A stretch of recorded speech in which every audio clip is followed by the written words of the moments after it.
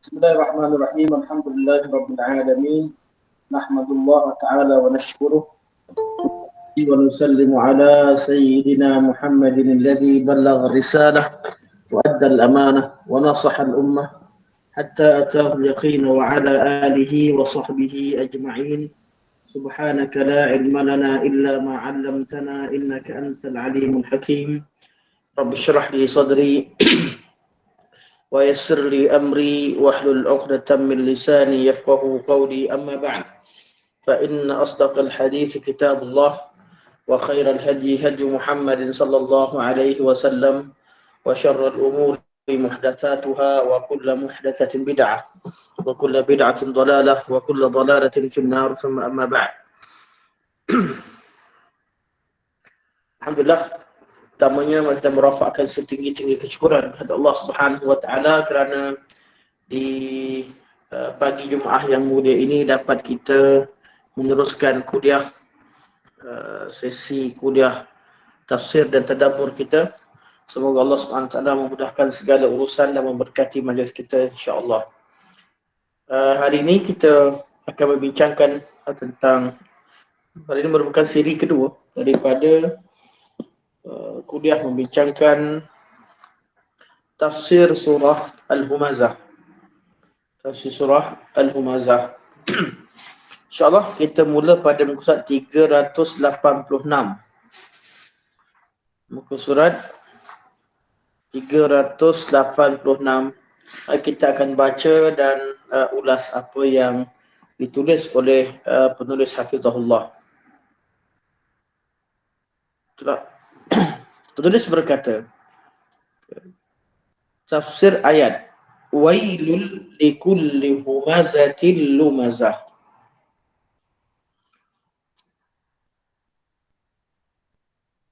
Kecelakaanlah, itu wailun, li bagi, kulli setiap, humazah pengumpat, lumazah pencela.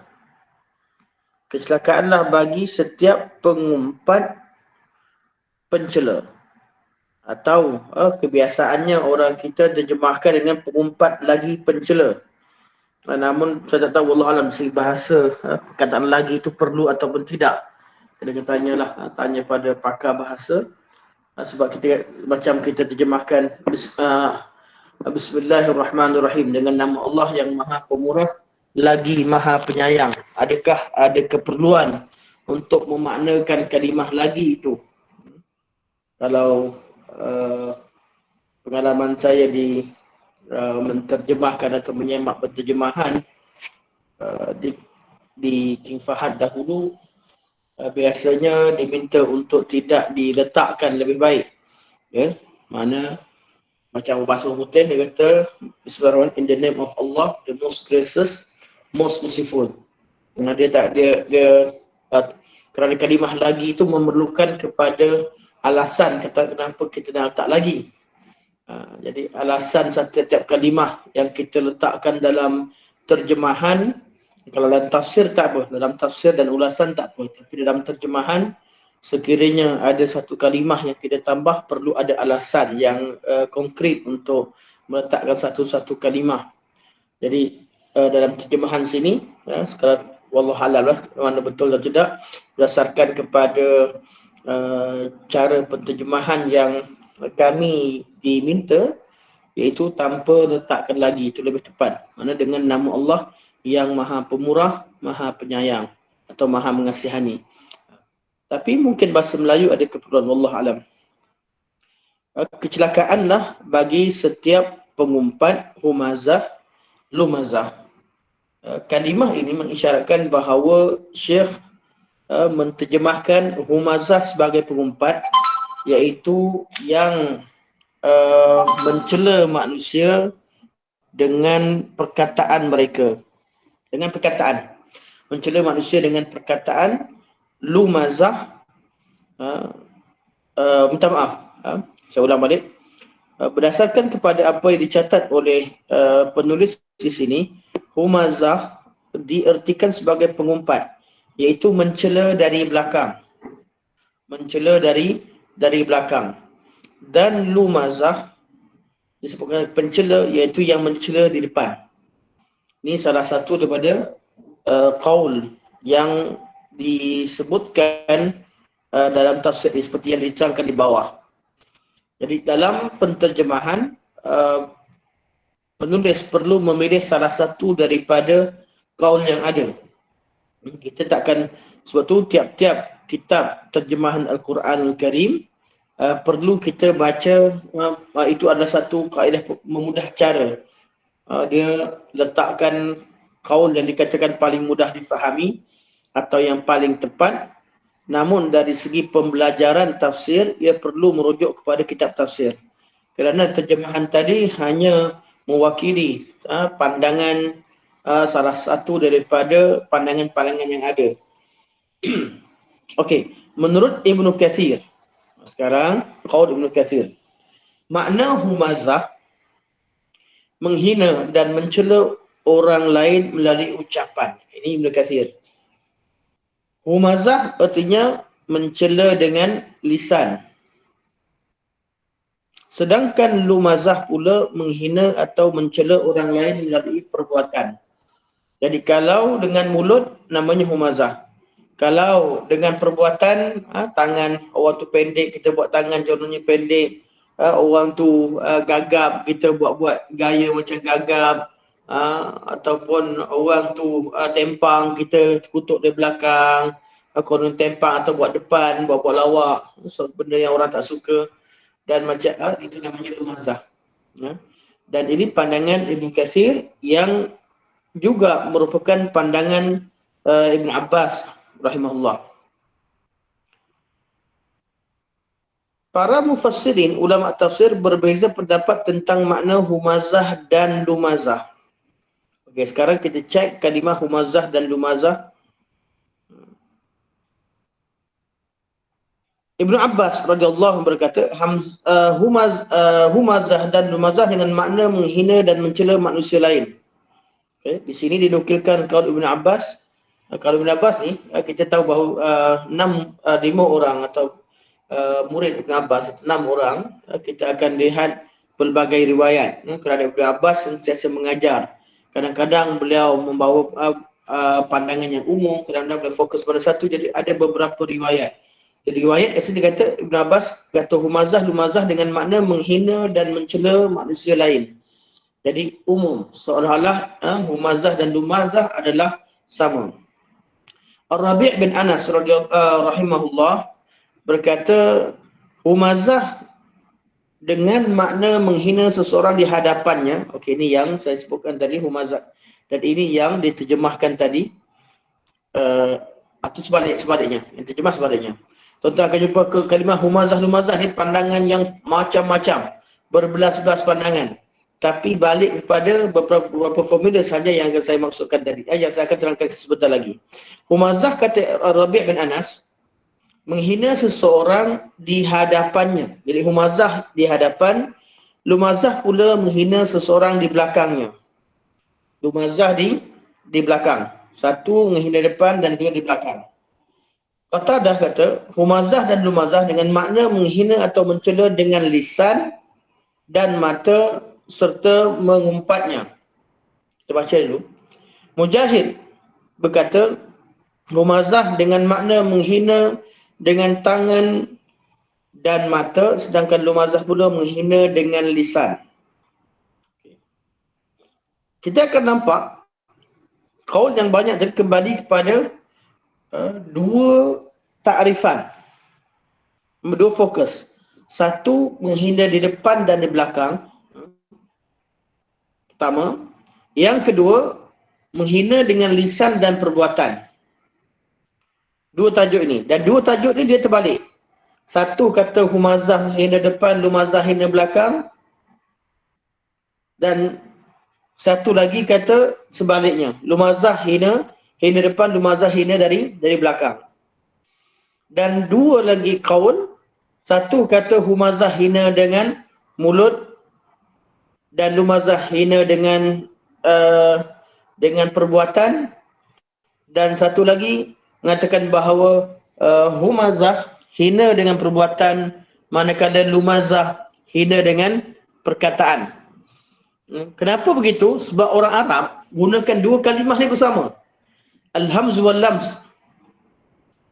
Orang Arab bila cakap orang yang hina orang ni, orang yang perangai mengutuk orang ni, mana pada kata qaulul indahul hamz wal lams. Hamz dan lams ni, hamz dan lams dua kalimah yang digunakan bersama. Malah ada satu lagi kalimah ghams. Hamz, lam dan ghams. Cuma hamz dan lams adalah kalimah yang sering digunakan oleh Arab. Sehingga kan dia memang merangkumi dua perkara. Yang mana satu menghina depan belakang, yang mana satu bermaksud menghina dengan perbuatan atau perkataan, wallahu alam.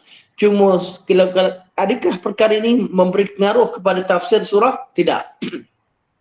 Surah ini Allah mencela semua orang yang bersifat begini. Maknanya tak kira lah menghina dari belakang atau dari depan, atau hina dengan perkataan atau dengan perkataan dan lisan, atau dengan perbuatan, Allah cela semua sekali. Dari segi tafsir makna maksud tidak ada perbezaan pandangan bahawa Allah mencela seluruh manusia, semua manusia yang bersifat demikian.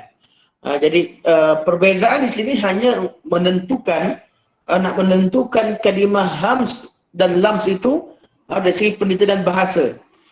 Namun, dan inilah antara mukjizat Al-Quran Al-Karim. Al-Quran walaupun bawa kadang-kadang kalimah yang menjadi pertikaian dalam bahasa, tapi pertikaian itu hanya pada bahasa. Al-Quran tak ada beza. Makna maksud Al-Quran, perbezaan dalam bahasa tidak mempengaruhi makna Al-Quran Al-Karim. Quran tetap kekal dengan kalimah, dengan makna yang Allah SWT kehendaki.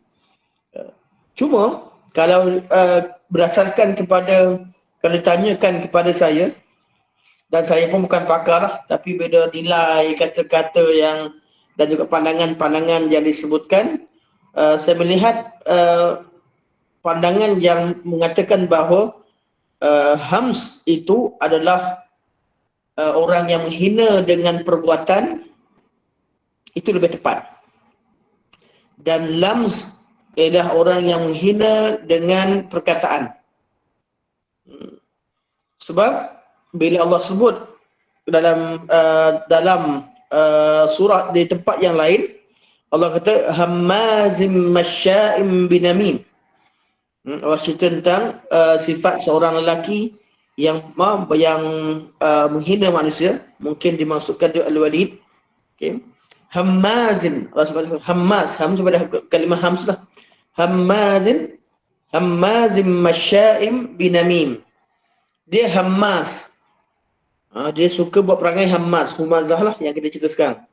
Masya'im binamim, dan dia berjalan ziarah manusia, bawa cerita-cerita keburukan orang, mengumpat. Dan sini mengisyaratkan dalam ayat lain, maksud kalau kita tengok pada bahasa banyak berlaku khilaf. Tapi kalau tengok pada ayat ni, hammazim masya'im binamim, menunjukkan bahawa masya'im binamim sama dengan lams, iaitu berjalan mengumpat manusia dari belakang dengan mulutnya. Manakala hams menghina manusia dengan isyarat perbuatan di depan mata mereka.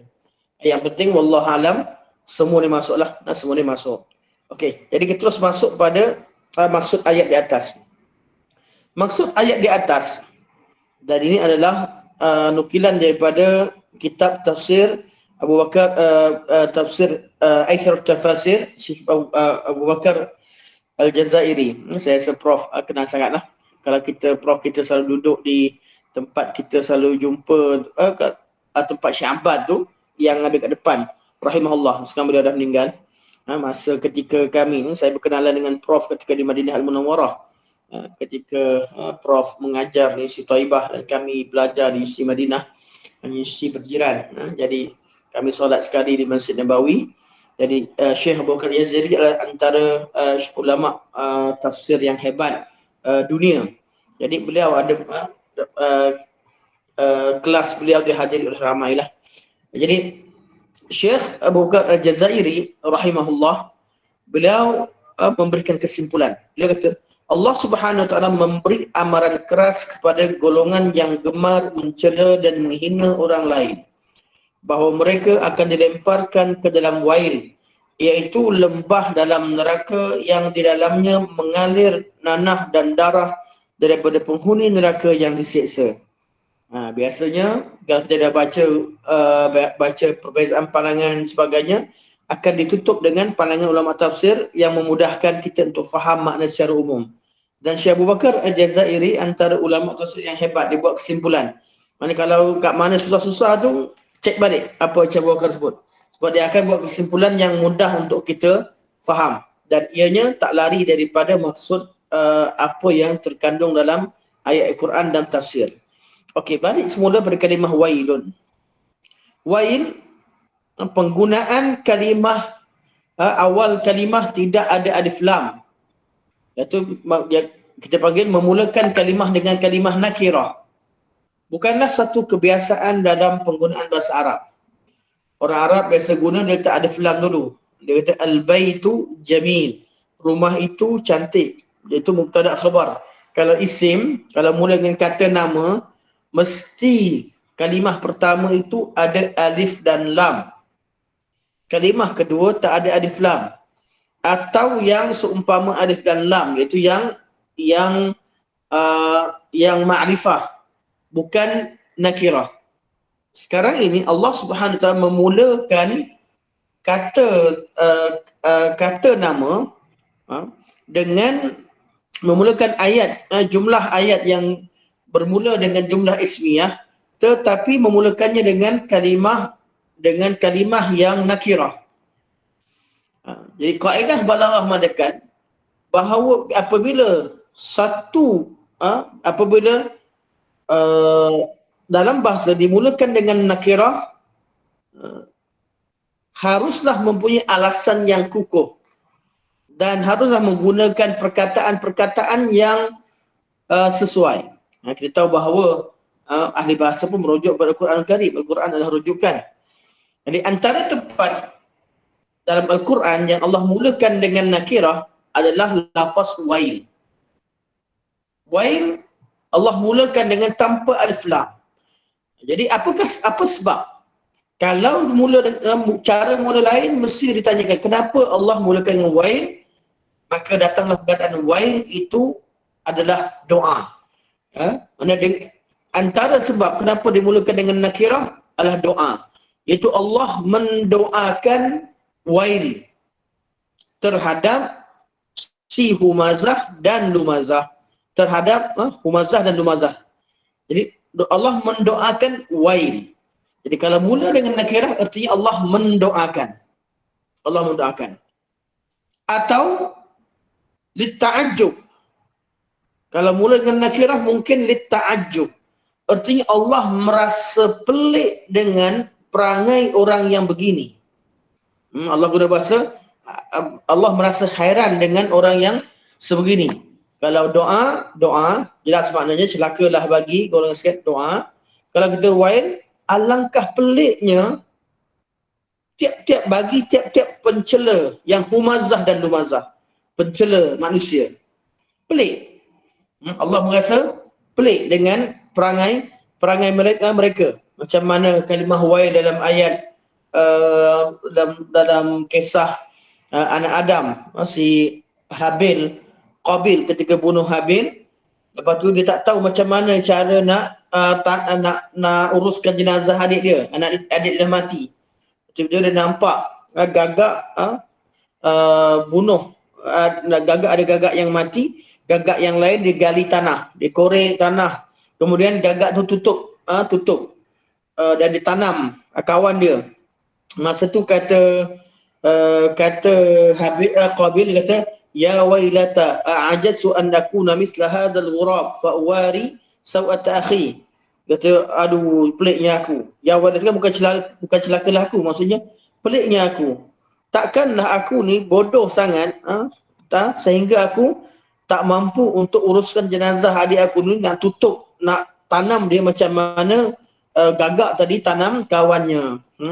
Dan ayat tu maksudnya ya wailata artinya dita'ajub. Rasa pelik. Rasa pelik. Okay. Dan di sini wallahualam ayat ini mengandungi doa. Ini yang lebih kuat. Allah SWT mendoakan celakalah. Dan ada dua surah yang Allah mulakan begini, wailul likulli humazatil lumazah dan wailul lil mutaffifin. Ada dua surah yang mula dengan wail. Wailul likulli humazatil lumazah, Allah mencela mendoakan kecelakaan bagi orang yang melampaui atau melanggar hak manusia dengan maruah mereka, mencela, mengutuk, mengumpat dan sebagainya, yang dikatakan bahawa melanggar hak manusia dan secara maknawi, kehormatannya, kita langgar kehormatan mereka. Wal'azubillah, bukan kita, manusia. Wal'azubillah, bukan kita.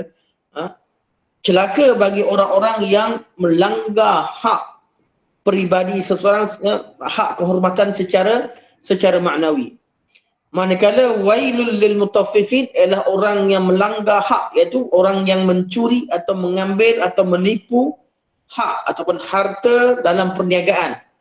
Ini dalam bab ini, mengambil hak orang lain atau membuat kesalahan terhadap orang lain atau membuat kesalahan sesama manusia, Allah Subhanahu Wa Taala mendoakan kecelakaan ke atas orang yang melanggar hak manusia atau mengambil hak manusia.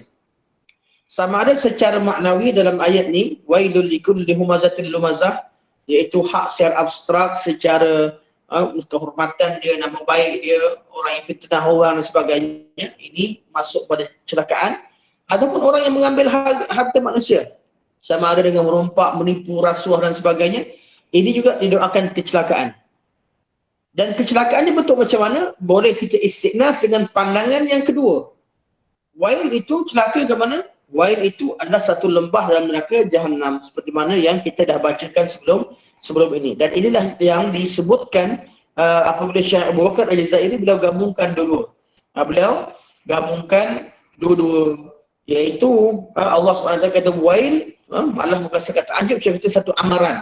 Wail adalah Allah SWT mendoakan atau Allah memberi amaran kepada orang-orang yang bersifat begini. Okey. Ini ayat pertama. Wailun likulli, celakalah bagi tiap-tiap. Itu tidak ada yang terlepas, tidak ada orang yang, sebab dia berkaitan dengan hak manusia. Berkaitan dengan hak Allah, berkaitan dengan hak Allah. Kenapa Allah kata likulli, bagi tiap-tiap, memang tak ada seorang pun yang diampunkan, sebab dia berkaitan hak manusia. Sudah pasti kesalahan yang dilakukan terhadap manusia, terhadap makhluk, dia akan membawa kecelakaan pada diri orang yang melakukannya. Kalau dia buat sesuatu dengan Allah, hak Allah, asas pada hak Allah SWT ialah al-musamahah. Al-aslu fi haqqillah al-musamahah. Asal pada hubungan kita dengan Allah, Allah SWT mengampunkan, Allah SWT memudahkan kita. Tapi walaupun hak Allah terlebih besar, tapi Allah SWT bersifat Rahman dan Rahim. Allah, asas perhubungan Allah al-musamahah. Buat kita kata kalau buat sekadar buat ikut kemampuan. Semampunya kita buat. Hak Allah kita dah buat salah besar. Jadi apa kita mampu buat? Kita bertaubat kepada Allah dan buat kebaikan semampunya. Selebihnya serah pada Allah Subhanahu Wa Taala. Tapi asal pada hak sesama makhluk, al-aslu fi haqqil ibad al-musyahah. Asal hubungan kita hak sesama makhluk ni al-musyahah, masing-masing berebut dan mereka mendakwa satu sama lain nak rebut hak. Maksudnya kalau kita tak mampu, kalau kita ada hutang dengan orang, lebih baik kita tak tahu, tak ingat berapa, lebih baik kita nak bayar tu kita bayar lebih daripada bayar kurang. Kita tak boleh berlebih kurang, kecuali orang tu yang menghalalkan, dia atau dia setuju untuk halalkan. Jadi kalau kita orang ingat tak ingat, kita saja yang ingat kita hutang, kita bayar tu biar cukup. Sebab hak manusia ni asalnya adalah akan dipersoalkan. Sesama manusia, hubungan sesama manusia dia tidak terlepas. Jadi Allah SWT dalam ayat ini, kenapa Allah sebut likulli, celakalah bagi tiap-tiap tiap-tiap orang yang buat perkara ni, sebab urusan dibicarakan sekarang adalah berkaitan urusan makhluk. Kalau ada kita hutang dengan makhluk, kalau ada kita mengambil hak makhluk, atau kita menzalimi mana-mana makhluk Allah Subhanahu Wa Taala, menzalimi mana-mana manusia, atau kita mengumpat mereka atau memfitnah mereka, wal'iyazbillah, maksudnya tak mungkinlah orang ni akan masuk syurga tanpa hisab. Dia mesti dihisab. Mesti dihisab. Mesti akan membawa kecelakaan pada dirinya. Sama ada diambil pahalanya atau diletakkan dosa orang lain, dan kalau itu yang tak penghujungnya, dia akan ditumbang ke dalam api neraka, wal'iyazbillah. Jadi wail, celakalah, likulli, bagi tiap-tiap, humazah, lumazah. Wailul likulli humazatil lumazah. Humazah atas wazan fu'ala. Lumazah pun atas wazan fu'ala, iaitu penggunaan barisnya disebutkan sebagai humazah, lumazah, fu'ala. Macam orang yang membunuh dipanggil qutala. Qutala. Kita qatala, bunuh. Qatil, pembunuh. Tapi kalau qutala artinya dibunuh ramai orang. Orang yang dah banyak orang yang mati di tangannya, dipanggil qutala. Memang dia suka membunuh. Humazah dan lumazah, Allah doakan kecelakaan bagi orang yang suka membuat perangai mencela manusia, mengutuk manusia dari depan dan dari belakang. Jadi humazah, yang Allah doakan kecelakaan adalah orang yang berperangai humazah dan lumazah. Artinya banyak mencela, banyak mengata, banyak mengumpat, dan banyak mengajuk makhluk, sama ada di depan atau di belakang mereka. Jadi dari sini, kalau kita tengok pada kalimah likulli, ini satu perkara yang berat. Dan semua orang pasti pernah melakukan kesalahan ini. Namun yang Allah cela, yang Allah kata tak selamat ni, yang Allah doakan kecelakaan ialah orang yang banyak melakukannya, bukan orang yang pernah dan tersilap. Sebab tu ada kesalahan yang Allah SWT ketika dibicarakan di hari akhir, Allah mudahkan.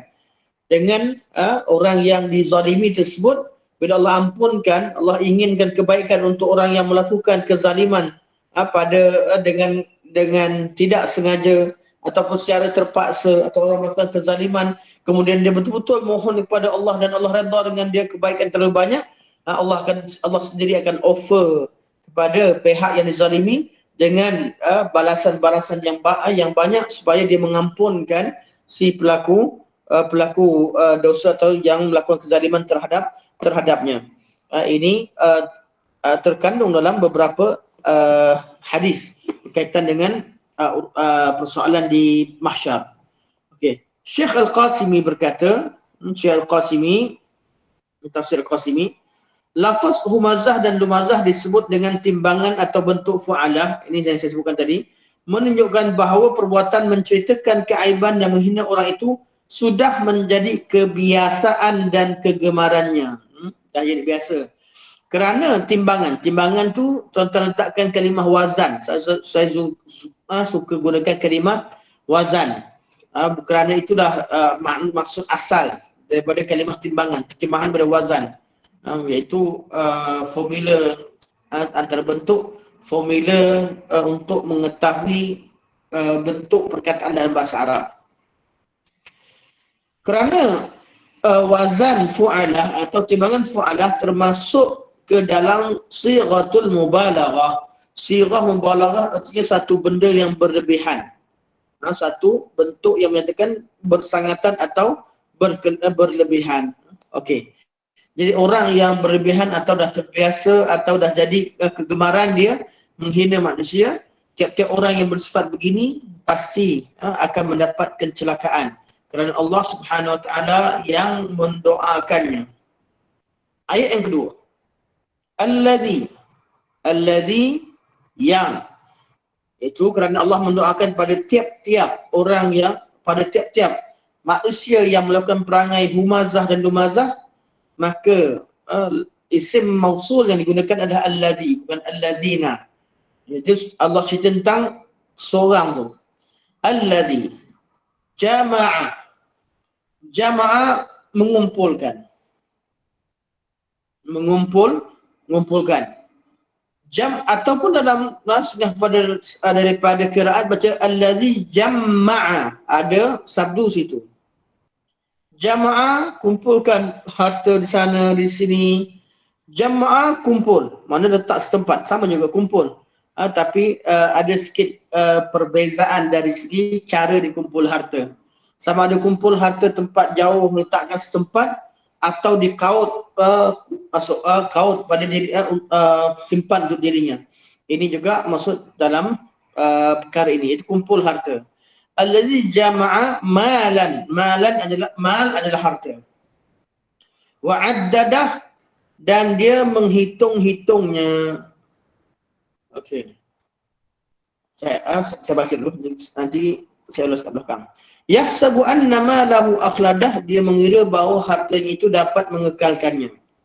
Di dalam ayat ini Allah Subhanahu Wa Taala menyebut penyebab utama yang mendorong manusia menghina dan mencela orang lain. Apa punca ada orang yang suka hina orang ataupun disanggup hina orang? Puncanya sebab dia rasa dia hebat. Dia rasa dia confident terhadap kelebihan diri dia. Dan apakah yang menyebabkan dia confident? Sebab harta dia, sebab duit banyak. Jadi ini satu ujian untuk orang orang yang kaya, orang yang mempunyai harta dan pangkat. Dia mudah untuk memandang rendah pada orang lain. Bila pandang rendah pada orang lain, maka ringanlah mulut dia untuk menghina dan mengutuk orang, dan ringanlah anggota badan dia untuk mencela atau melakukan perbuatan-perbuatan yang mencela manusia. Okey. Allah Subhanahu Wa Taala menyebut penyebab utama yang mendorong manusia menghina dan mencela orang lain adalah sikap mereka yang terlalu kikir atau bakhil dengan harta mereka. Dan ini formula umum. Harta semakin harta kita bertambah, semakin kita sibuk mencari harta, dan semakin banyak Allah beri harta, makin bertambah sifat bakhil. Makin bertambah sifat kedekut. Sebab itu orang-orang yang memiliki harta, Allah beri harta, dia perlu sentiasa sedekah agar dapat mengikis sifat tamak tadi. Kerana sifat tamak harta tadi dia menyebabkan berlakunya perangai-perangai yang teruk selepasnya. Lepas dia banyak harta, dia mempunyai kemampuan, akan terlahir perangai-perangai yang buruk dari kesan daripada pemilikan harta tersebut atau nikmat tersebut. Allah Subhanahu Wa Taala Maha mengetahui tentang sifat manusia. Maka siapa sahaja yang Allah berikan harta pada dia, dia perlu banyak bersedekah supaya hilang sifat ini daripada dirinya. Bila dia bersedekah, dia akan berjumpa dengan orang miskin. Dia akan ingat, dia akan tahu kesusahan orang miskin. Dan dia akan tahu kemuliaan orang miskin. Tak semua orang miskin itu orang yang hina. Tak semua orang miskin itu yang tidak berpelajaran. Tidak semua orang miskin itu orang yang tidak mampu untuk jadi kaya. Kerana ada di kalangan orang miskin, mereka memilih untuk berkhidmat, memilih untuk hidup dengan sederhana, sedangkan mereka mempunyai jasa yang besar. Akan didapati orang miskin, ada di kalangan mereka mempunyai ilmu yang tinggi dan macam-macam. bila sedekah bila Allah syariatkan ibadah sedekah, menyebabkan orang kaya turun padang dan berkenalan dengan orang miskin, orang yang kurang harta. Dia bila dikenal dengan orang tersebut, dia akan nampak orang ini walaupun miskin tapi banyak kelebihan dia terhadap dirinya, tapi yang ada pada dia Allah lebihkan harta. Jadi dia keluarkan harta dengan melihat orang miskin tadi mempunyai kelebihan tertentu yang Allah berikan kepada dia, dia takkan sombong. Tapi orang kaya yang menyendiri, kaya, sombong, dia rasa dia memiliki kemampuan dan tak perlu bergaul dan juga tak perlu turun padang lihat ataupun bersedekah, disimpan sendiri, akan melahirkan perasaan kikir, bakhil, kemudian lahir perasaan sombong, belagak, dan dia jadi lupa daratan. Dia rasa dia memiliki segala-galanya. Hakikatnya alam ini Allah cipta tidak begitu. Orang kaya perlukan orang miskin perlukan orang kaya. Bila Allah kata perangai orang yang humazah ini berpunca daripada dia sentiasa kumpulkan harta. Kumpul harta tak salah, tapi dia lebih pada tu. Kumpul harta wa'addadah. Addadah artinya dia sentiasa kira harta dia. Kira harta dia kata tak boleh kurang.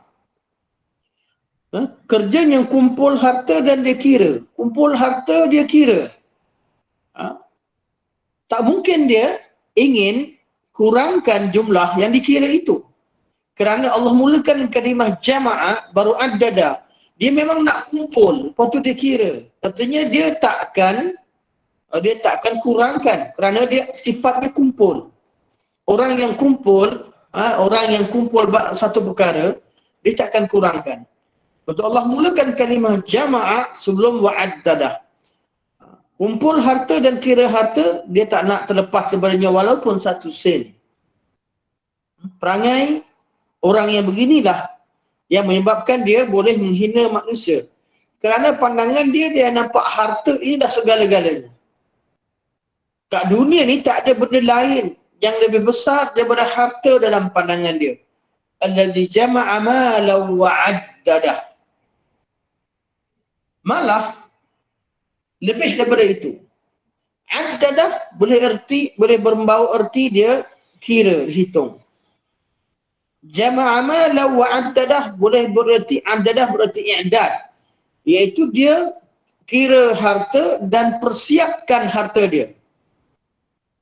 Dia rasa harta dia boleh buat semua perkara. Dia boleh persiapkan harta dia untuk semua perkara. Sehingga Allah kata, yahsabu anna malahu akhladah. Sehingga dia menyangka bahawa harta dia akan mengekalkan dia di atas muka bumi ini. Sehingga sampai satu masa dia tak ingat pada mati. Dia rasa dengan duit, sakit macam mana sekalipun, dengan duit dia boleh sihat. Dengan duit, asalkan ada duit, semua boleh jalan. Semua boleh dapat. Asalkan dengan harta dia dapat segala-galanya. Dan kerana dia banyak kumpul harta, sentiasa kira dan bersedia dengan hartanya, semua perkara gunakan duit. Hina orang pun, kalau orang saman pun dia boleh bayar. Ngata orang, hina orang, buat apa sekalipun, dia tak risau sebab dia ada duit. Dia rasa dia mampu buat segala-galanya. Malah dia rasa harta dia boleh menyebabkan dia selamat daripada kematian. Sampai ke tahap Allah ciptakan keadaan dalam diri seseorang. Maksudnya dia tak ingat mati. Dia lupa sehingga dia merasakan seolah-olah dia merasakan harta tadi boleh selamatkan dia daripada kematian. Malah ayat ini kalau kita lihat kepada keadaan zaman tersebut, ikut kefahaman kita macam itu adalah satu ungkapan Allah sebut ini seolah-olah menceritakan seolah-olah. Itu dengan antara bentuk kata-kata metafora, seolah-olah dia merasakan harta dia dapat kekalkan dia. Namun kalau lihat pada zaman sekarang, orang-orang kaya, contohnya orang-orang kaya di China, memang ada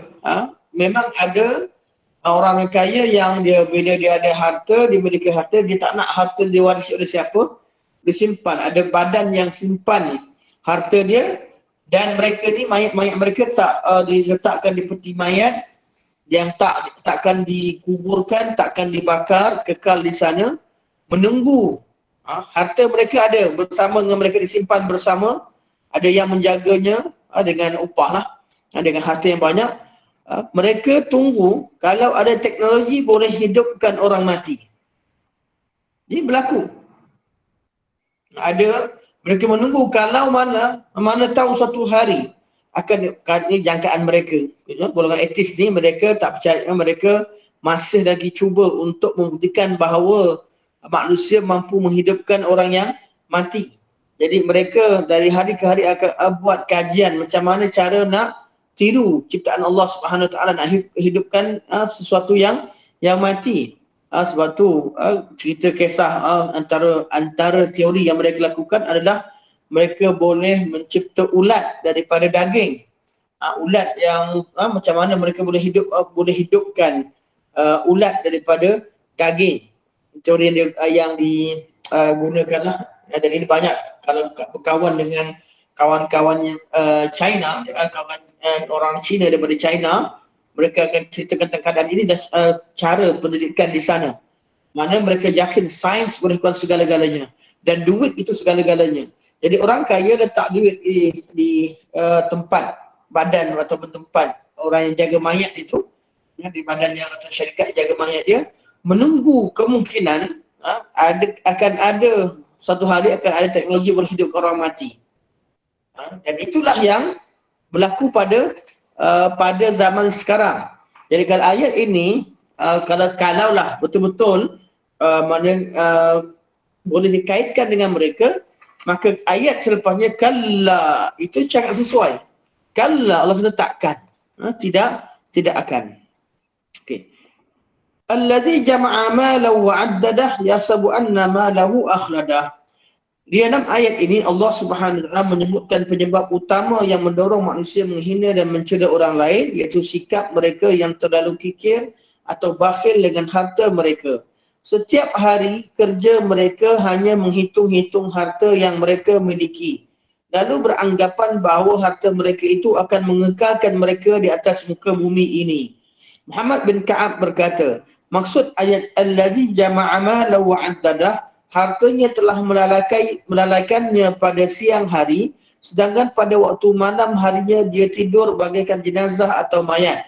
Siang hari kira harta, kalau tidur langsung tak ingat pada kematian, dia tidur dan tidak ingat, tak bangun qiyam, tak melakukan amal ibadat, dan tidurnya mereka, maksudnya mereka ni kalau tidur tak ada nilai apa-apa seperti mayat. Hidup kira harta, tapi bila tidur tidak ada nilainya. Syekh Al-Maraghi berkata, sikap mereka yang suka menghitung-hitung harta yang mereka miliki itu, lalu dengan berbuat demikian berkali-kali mereka merasakan kelazatan dan keseronokan. Mereka berpendapat bahawa kemuliaan seseorang hanya akan diperolehi dengan memiliki harta yang banyak. Akhirnya mereka mengira hartanya dapat mengekalkannya hidup di dunia ini. Selanjutnya, anggapan inilah yang membuat mereka merasa aman dari mati. Akhirnya, sikap inilah yang mendorong mereka untuk menghina dan mencela orang lain. Ini semua sama.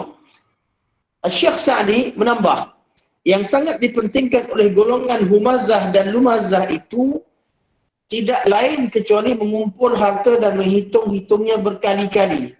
Mereka tidak berminat untuk membelanjakan hartanya pada jalan-jalan kebajikan atau untuk tujuan menghubungkan silaturahim dan sebagainya. Sebab dia rasa harta dia kekal, tak perlu dia bagi ke orang, dan dia pun, itulah puncanya, dia juga tak ingat pada hari akhirat, malah mendustakan hari akhirat. Macam mana kisah Sahibul Jannatain dalam Ashabul Kahfi yang ada dua kebun. Bila harta banyak, dia rasa takkan ma'azunna antabida hadhihi abada. Aku yakin takkan hilanglah kebun ni, takkan binasa. Biasanya kalau kaya sangat dia kata boleh simpan hidup 7 keturunan. Boleh kekayaan yang ada, harta yang dia miliki boleh disimpan untuk 7 keturunan anak. Dia tak tahu Allah boleh musnahkan semua harta itu sekelip mata. Rasa macam harta itu sebenarnya sama ada dia atau harta dia takkan kekal. Betul Allah katakan la yunbadana fil hutamah kat bawah. Okey, kita baca dulu. Setelah memberi amaran keras secara umum dengan azab yang pedih di atas orang-orang yang suka mencela dan menghina orang lain, dan disebut juga penyebab utama mereka bersikap demikian, iaitu beranggapan bahawa harta mereka dapat mengekalkan mereka di dunia ini, akhirnya mereka tidak ingat mati. Maka pada ayat berikutnya Allah Subhanahu Wa Taala menyebutkan secara terperinci siksaan yang bakal mereka terima di akhirat nanti. Mereka rasa harta mereka mengekalkan dia. Dia rasa diri dia akan kekal, harta dia kekal. Allah kata tak. Diri kamu dan harta kamu dulu tak kekal. Malah kedua-duanya akan dicampakkan dalam api utama. Kalau dikatakan harta itu akan membelit mereka seperti mana kita berkaitan dengan emas dan perak. Atau kedua-duanya tidak kekal. Harta tu boleh binasa, Allah binasakan kat dunia sekelip mata, dan orang tu akan mati dan akan dicampakkan dalam api neraka hutamah. Allah kata kalla. Kalla artinya sekali-kali tidak. Ya, kalau orang yang nak hidup semula tadi, kumpulkan harta dia rasa dia boleh hidup, rasa dia bayar duit banyak, bila ada teknologi hidupkan semula, kalla, takkan sekali-kali. Kalau dia sangka bahawa dengan harta dia boleh bayar doktor untuk jaga diri dia daripada kematian, kalla, takkan terjadi. Sampai masanya semua sama manusia, sama ada orang kaya atau miskin, sampai masanya semua akan mati. Sampai masanya semua yang manusia yang Allah Subhanahu Wa Taala ciptakan di atas muka bumi ini, dia akan bertemu dengan Allah. Tak ada yang selamat. Kumpullah harta macam mana sekalipun, belajarlah ilmu sains tinggi macam mana sekalipun, ilmu kedoktoran macam mana sekalipun, buatlah apa sekalipun, tapi penghujungnya sunnatullah, Allah akan mematikan seseorang pada masanya. Cuma beza kat mana? Orang kaya mati, orang miskin mati, raja mati, rakyat mati, semua manusia mati. Beza kat mana? Bezanya adalah kehidupan selepas kematian. Apa yang berlaku selepas mati. Kerana mati perkara yang tidak diragukan. Semua orang tahu orang akan mati. Cuma orang yang ada harta dia lupa sampai dia tak ingat perkara tersebut.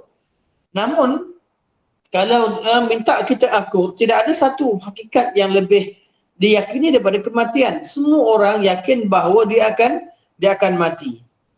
Tapi beza kat mana? Beza ialah kehidupan selepas kematian. Lepas mati apa akan terjadi? Kalla la yunbadanna fil hutamah. Sekali-kali tidak. La yumbazanna, la artinya sesungguhnya. Itu juga nun kat hujung tu, zanna, kalimat nun taukid. Sesungguh, sebab tu diterjemahkan sesungguhnya dia benar-benar. Kerana ada dua kalimah takkid. Sesungguhnya satu, yang kedua benar-benar. Kalla, sekali-kali tidak. La yumbazanna, sesungguhnya dia benar-benar akan dilemparkan ke dalam al-hutamah. La yumbadan, macam mana bentuk nabath ni lempar. Lempar, nabas bukan baling ke atas. Nabas adalah baling ke bawah. Menunjukkan bahawa neraka Jahannam itu tempatnya di bawah. Neraka di bawah, syurga di atas. Kalau la yumbazanna, mereka kan dihumban. Kalau dilempar atau dihumban. Umban macam mana? Umban ke bawah. Orangnya akan dihumban ke bawah dan kepalanya dulu atau mukanya dulu akan sampai ke tapak tempat yang dibalingkan. Itu nama an-nabath. Allah kata, kalla la yumbazanna fil hutamah. sekali-kali tidak, sesungguhnya dia benar-benar akan dilemparkan ke dalam hutamah. Wa ma adraka mal hutamah. Dan tahukah kamu apa itu hutamah? Okey, kita baca 389. Allah Subhanahu Wa Taala membantah dalam ayat ini dengan bantahan yang sangat keras. Allah kata, kalla, sekali-kali tidak. Itu orang-orang yang sangka diri mereka boleh hidup lama kerana harta, sekali-kali tidak. Malah mungkin orang kaya lah yang paling cepat mati. Atau yang paling banyak penyakit. Tidak mustahil. Terhadap, Allah kata sekali-kali tidak. Allah berkata sekali-kali tidak terhadap dugaan atau sangkaan mereka yang keliru di atas. Kononnya kemuliaan sangat tergantung pada kekayaan harta dan kononnya harta dapat mengekalkan mereka di dunia ini. Malahan Allah Subhanahu Wa Taala menegaskan bahawa mereka benar-benar akan dilemparkan ke dalam hutamah. Selanjutnya Allah bertanya, tahukah kamu apa itu hutamah? Pertanyaan mereka ini, wa ma adrak. Pertanyaan seperti ini, wa ma adraka, menunjukkan bahawa hutamah itu adalah sesuatu yang sangat dahsyat dan menakutkan. Allah Subhanahu Wa Taala bila Allah ulang balik, Allah sebut satu perkataan, kemudian Allah ulang dengan persoalan. Dan Allah ulang balik nama perkataan itu, artinya ini suatu urusan yang sangat besar. Contohnya Allah kata al-qari'atu mal-qari'ah wa ma adraka mal-qari'ah. Al-qari'ah satu perkara yang besar yang perlu diberi perhatian.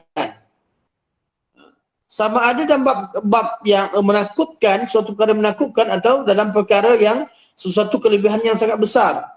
Kalau baca surah Al-Qadar, ada surah Allah kata inna anzalnahu fi lailatul qadrin. Inna anzalnahu fi lailatul qadri. Inna anzalnahu fi lailatul qadr. Wa ma adraka ma lailatul qadri. Allah ulang balik. Allah kata wa ma adraka. Artinya Lailatul Qadar adalah malam yang agung yang perlu diberi perhatian. Kat sini Allah kata al-hutamah. Wa ma adraka mal hutamah. Soalan tadi menunjukkan bahawa urusan berkaitan dengan hutamah ini perlu diperhatikan, perlu diambil perhatian. Wa ma adraka mal hutamah. Tahu tak kalian apakah itu hutamah? Uslub ini menunjukkan bahawa al-hutamah itu adalah sesuatu yang sangat dahsyat dan menakutkan. Di antara nasihat Sayyidina Ali radhiyallahu anhu katanya, ya Kumain, nama salah seorang nama lelaki. Ya Kumain, halaka khazanul mali wa hum ahya. Wahai Kumain, saya tak pasti dari segi biodata Kumain, apa kaitan beliau dengan Sayyidina Ali. Halaka khazanul mal wa hum ahya. Binasa orang-orang yang kumpul harta. Khazanul mal, orang yang banyak kumpul harta, iaitu orang yang kaya raya. Mereka halaka khazanul mal wa hum ahya. Orang-orang yang kumpul harta ini telah binasa padahal mereka masih hidup. Masa hidup lagi dah binasa. Jangan perangai mereka. Wal ulama'u baquna ma baqiyad dahru. Sedangkan para ulama kekal abadi meskipun ataupun kekal abadi selagi masa atau selagi dunia itu wujud. Selagi dunia ni ada atau selagi ada masa, ad-dahru artinya masa. Ulama itu kekal. Selagi ada manusia, ulama akan kekal. Manakala orang yang ada harta, sejak daripada mereka hidup lagi, mereka dah celaka, mereka dah hilang, mereka dah binasa. Sejak pada hidup, orang yang ada harta, yang tidak beriman kepada Allah, tidak tuntut ilmu dan sebagainya, walaupun mereka kaya, tapi mereka dilupakan sejak mereka hidup. Seolah-olah mereka binasa. Apatah lagi selepas mereka mati. Orang tak ingat dah dia. Masing-masing hanya berebut untuk ambil harta dia. Manakala seorang ulama, orang alim, Ketika hidup mereka kekal, ketika mereka mati pun ilmu mereka masih kekal, nama mereka masih kekal selagi masa itu ada. Kata Sayyidina Ali lagi, a'yanuhum mafqudah. Mana ulama tadi, mereka selagi ada masa, selagi ada dunia ni atau selagi ada masa, sama ada dunia atau akhirat, mereka tetap kekal. A'yanuhum mafqudah. Jasad mereka hilang. Jasad mereka tidak ada di dunia ini. Wa amsaluhum fil qulubi mawjudah. Sedangkan kewujudan mereka dalam hati manusia itu memang ada. Ini kata Sayyidina Ali. Maksud nasihat ini, penimbun harta dikutuk, dicela dan dibenci kerana manusia tidak mendapat apa-apa dari harta mereka. Sedangkan para sarjana dan para ilmuwan terus-menerus dipuji selama terdapat di bumi orang-orang yang mengambil manfaat dari ilmu mereka. Kita habiskan insyaAllah, kita baca. Di dalam ayat berikutnya, Allah Subhanahu Wa Taala sendiri mentafsirkan Al-Hutamah yang dimaksudkan. Narullahil muqadah allati tattali'u 'alal afidah. Narullah, api neraka Allah.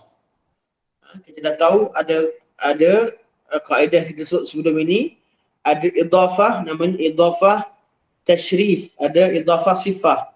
Kalau satu objek diidafahkan kepada Allah, objek tadi artinya ada idafah tashrif. Idafah tashrif iaitu api neraka yang ini, api neraka yang mulia. Mulia artinya tugasnya, api neraka itu panas tetapi ia disediakan oleh Allah, api neraka yang besar, yang agung, yang hebat. Narullahil muqadah, api neraka yang akan memusnahkan, yang muqadah yang bernyala, yang menyala-nyala, yang dinyalakan. Allati tattali'u 'alal afidah, yang tattali', kita akan bincangkan di sini, yang akan membakar sampai ke hati. Imam An-Naisaburi berkata, ungkapan narullah, api Allah, iaitu dengan menyandarkan api kepada lafaz jalalah, yakni Allah, menunjukkan bahawa api tersebut adalah sesuatu yang sangat dahsyat dan hebat. Ini saya maksudkan tadi. Bila disebahkan kepada Allah, ia satu perkara yang agung, perkara yang besar. Bila kata narullah dalam bab ini, seksaan itu seksaan yang sangat berat. Namun ianya bila disebabkan pada Allah, ianya satu benda yang agung, api yang besar, api yang hebat. Hakikat ini sama dengan lafaz Baitullah, rumah Allah, Rasulullah, unta Rasulullah, utusan Allah, naqatullah, unta Allah, kitabullah, kitab Allah, dan lain-lain lagi yang kesemuanya menunjukkan betapa hebat dan istimewa kedudukan masing-masing. Ini nama idafah tashrif. Kita panggil idafah tashrif. Disandarkan kepada Allah kerana kemuliaan dan kehebatannya. Dan di antara kehebatan api Allah tersebut kerana kepanasannya yang luar biasa, menyamai 70 ganda kepanasan api di dunia. Ini disebutkan dalam riwayat yang sahih. 70,000. 70, angka 70 bukan terhad kepada nombor, tapi menunjukkan banyaknya. Banyaknya. Mungkin kalau lafaz Nabi kata api dunia ini, api di akhirat lebih panas daripada api dunia 70 kali ganda, artinya bukan 70 sahaja tapi sangat banyak, tapi paling kurang 70. Syekh Al-Marawi menambah, dengan menyifatkan api Allah, narullah, dengan sifat muqadah yang dinyalakan, menunjukkan api tersebut tidak akan pernah padam. Bahkan ia akan menyala terus menerus tanpa henti dan tidak diketahui hakikatnya kecuali Allah Subhanahu wa Ta'ala. Bila Allah sebut muqadah, itu mengisyaratkan bahawa api tadi tidak akan terpadam, dia akan menyala berterusan. Dan itulah sifat api neraka, bukan sifat syurga. Ia kekal selama-lamanya. Imam Ibnul Jauzi berkata, maksud ayat yang membakar sampai ke hati, iaitu allati tattali'u 'alal afidah, maksudnya apa? Ialah api neraka memakan daging dan kulit manusia tersebut sehingga ke hatinya lalu membakarnya. Iaitu hati ke dalam, api neraka bakar semua, cair sampai ke dalam hati. atau bakar semua hangus sampai dalam hati. Al-Farra tadi ialah Imam Ibn Jauzi. Sekarang Al-Farra ulama bahasa berkata, kesakitannya sampai ke hati. Sakit sampai ke hati. Ungkapan al-itla' dan al-bulu terkadang-kadang mengandungi makna yang sama, sampai. Iaitu sampai. Mana tattali'u artinya tablughu. Al-itla' iaitu al-bulu, maknanya sama. Orang Arab selalu juga menggunakan ungkapan seperti mata tala'ta ardana, maknanya sama dengan mata balagta ardana, bila kamu sampai ke negeri kami. Okay. Yang penting di sini dari segi bahasa. Allati tattadu 'ala al-afidah, yang sampai dalam hati. Itu bakar semua sampai dalam hati. Pandangan yang lain mengatakan bahawa api ini terus masuk, menyelinap, masuk bakar dalam hati. Dan pandangan yang lain mengatakan bahawa api al-hutamah tadi, neraka yang api tadi bakar daripada hati dah akan cair sampai keluar. Wallahu a'lam, semua sekali ada pandangan dan semuanya itu maksudnya tidak bertentangan dengan apa yang disebutkan oleh Al-Quran secara zahir di sini. Innaha alaihim muqsadah fi 'amadin mumaddadah. Sesungguhnya api itu ditutup rapat atas mereka, sedang mereka mereka diikat pada tiang-tiang yang panjang. Ayat ini pula menggambarkan bahawa api neraka hutamah dan berlapis itu berlapis-lapis mengelilingi mereka. Mereka tidak mampu terkeluar daripadanya kerana mereka berada di tempat yang ditutup, sedangkan mereka diikat pada tiang-tiang yang panjang. Tujuan ayat ini ialah supaya mereka berputus asa untuk dapat keluar dari neraka hutamah. Allah kata mereka dibakar di tempat tertutup. Macam dalam tangki minyak lah. Kalau bakar tangki minyak ni betul-betul dibakar sampai mana tidak ada jalan keluar. Ini begitulah gambarannya. Dibakar dan ditutup. Muqsadah artinya ditutup rapat. Dia bukan bakar terbuka, tidak. Mereka dibakar dan tertutup rapat, pintu tutup rapat, dan mereka diikat di tiang-tiang dalam keadaan api neraka. Sebab tu Allah berfirman dalam surah Sajadah, Allah kata kullama aradu an yakhruju minha u'idu fiha wa qila lahum dhuqu 'adzaban nar allazi kuntum bihi tukadzibun.